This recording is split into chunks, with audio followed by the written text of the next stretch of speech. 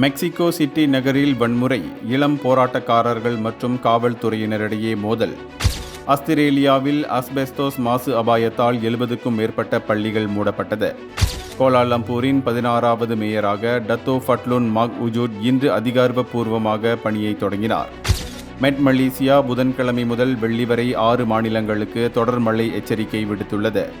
ஸ்ரீ கம்பாங்கான் இளம் பெண் கொலை வழக்கில் 2 எதிராக குற்றச்சாட்டுகள் பதிவு. திருமணத்திற்கு மணமகன் வராததால் மணமகள் அதிர்ச்சி. திருமணம் நின்றதால் 12,000 ரிங்கிட் இழப்பு.